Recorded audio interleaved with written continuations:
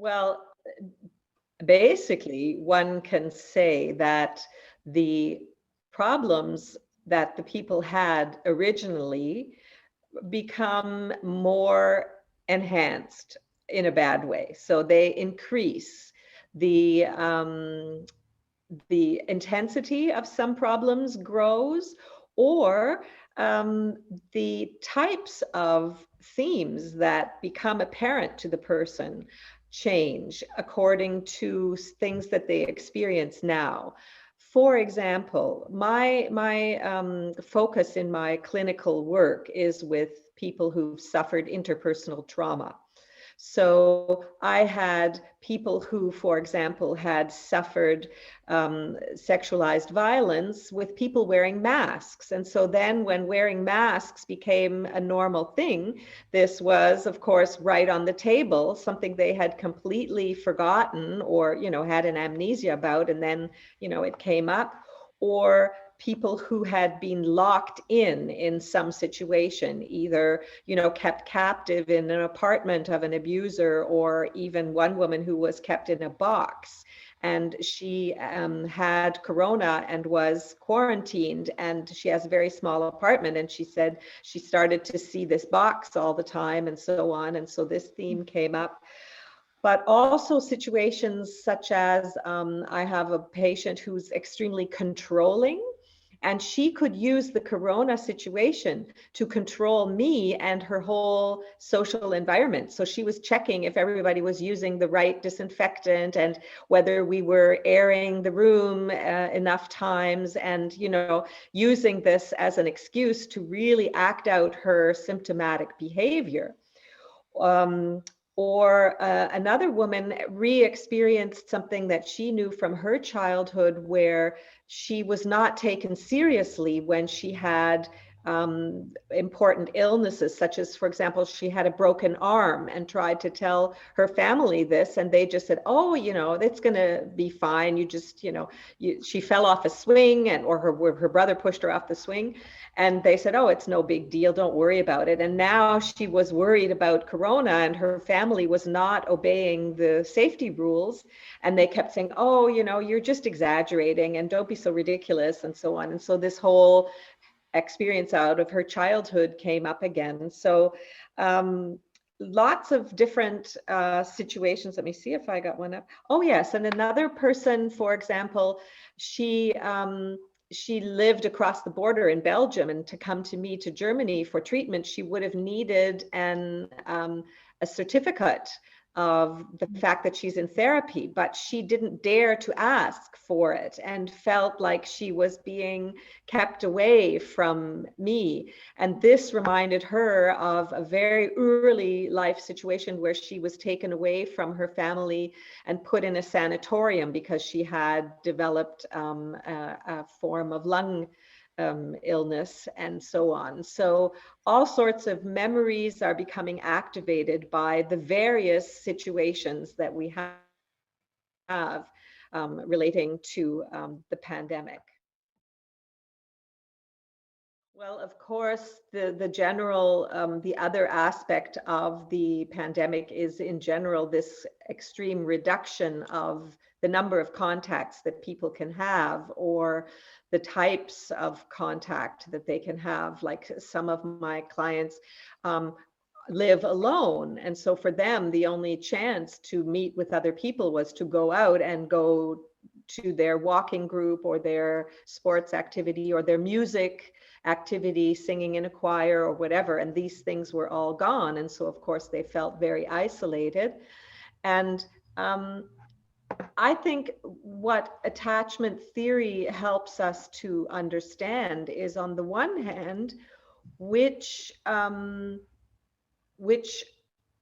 coping mechanisms do people have? Do they become more removed and just say, okay, this is it, there's nothing I can do about it, and I'm just going to focus on work or whatever to keep me from feeling what's happening? Or are they becoming very hysterical and trying to get contact, and at the same time, sort of complaining about it and being very ambivalent. This controlling woman, for example, she's very hysterical. Oh, I'm so lonely and I need body contact and I'm totally hungered. I'm thirsting for contact. But then when she was, in a situation, oh, no, I could get corona, so I don't want it and whatever. And we just, took all sorts of measures here in the practice, getting an air filter and wearing masks in the moment and disinfecting everything and whatever. But it was still sort of showing this impossibility of reaching the mother, so to speak. So on the one hand, we can then understand these patterns. That's one aspect. Another aspect is, of course, to know about what sort of behavior of the therapist, modeled on the behavior of the parents, mother, father, for optimal attachment development can be helpful for us. So especially things like sensitivity of being aware of the person and observing and giving feedback as to what you observe, a certain posture or the change in the flush of the face or a little movement of the eyes to give feedback about what you're seeing. And especially another very important aspect of attachment theory is this idea of the parents not projecting their idea of what the child should be like, and also of what one should think or feel about something. So let's say if I think, well, corona is scary, but it's not that terrible, this is not something I can just project onto the other or expect them to just see the same way I see it. It's the one of the major tenets of attachment theory, as far as the role of the parents is to really empathize with the perspective of the child and try to take on their perspective. So try to imagine what it's like for someone living totally alone. If I'm married and I have contact to my children and have different possibilities, I maybe really can't sense what that person is feeling unless I really take time to do it. Or maybe even objectively say to that client, I think I can't quite sense what it means to you. Could you explore that more and share it with me? And let's see what that's about. So, and these sound like basic therapy things, but when you really dive into the attachment theory of how parents are to behave and how important this is, it's really fascinating how you discover yourself not really doing this, although you've learned, oh, I must be an empathetic therapist or whatever, But saying I understand is not empathy. It's not enough. And so this is something that I find very valuable. So as I say, one of my approaches is this idea of seeing and saying what I'm seeing. And this feeling seen is something that is very important for the development of more secure attachment for the clients. Another thing is movement synchrony, but perhaps not always movement synchrony. I have explored the idea of different interaction modalities in my dance therapy work in general, and find this is very helpful also for the attachment facilitation, because if a person is in a oppositional position or behavior, then it's important for me to make that possible and not sort of stalk them with mirroring if that's not what's happening at that moment.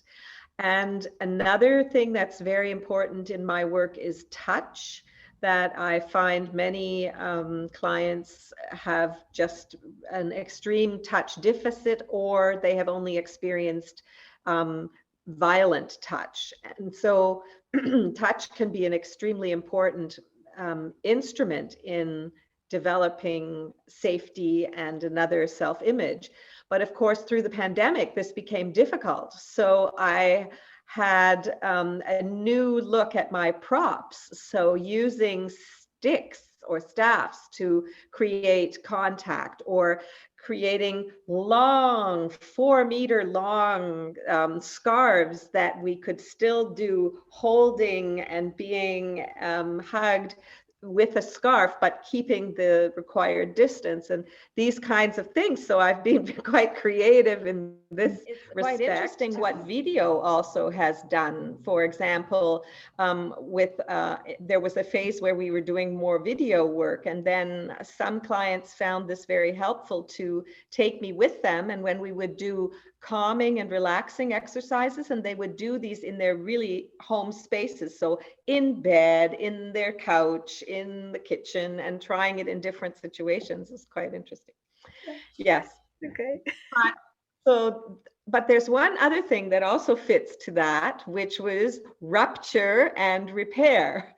So we just had a rupture, a sound rupture, and so the infant research has shown that actually attuned behavior is maybe only about 1/3 of the time, and that the other 2/3 were not really quite in sync. And so this idea of getting back into sync when you've lost it is a big issue. And this is something that happens when working with traumatized people, that they recreate or project past problems of a relational type with the therapist. Let's say, like I had the situation that I had mats lying out in my practice from someone else, and I had to do a phone call. And when the next client came, these mats were still lying there. This was for her a total break, that she said, "Oh, you don't want me here." And this was an experience, you're more interested in someone else, whoever was using these mats, because she never uses mats. So this was totally her experience of the mother only liking her brother and hating her, and actually having wished she could have aborted her. So here was this break. And then there was the question, how can we rejoin after this break? And so we joined our feet because that allowed us the right distance. And of course, she was angry and doing this pushing. And so I was containing that pushing by offering my body as a container, and accepting also that negative emotion. And eventually we found then a more friendly rhythm, and from there on we had repaired this rupture, so to speak.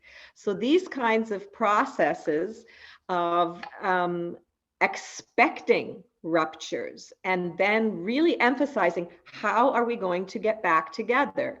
This is so much more important than just we are always in tune, because it's just not realistic. And it makes, like all the infant researchers like Tronick and Treverthen, they all showed that children who have good experiences of being able to repair ruptured synchrony or attachment feel more secure than those who are always just being kept safe. And then they are very afraid to ever lose it.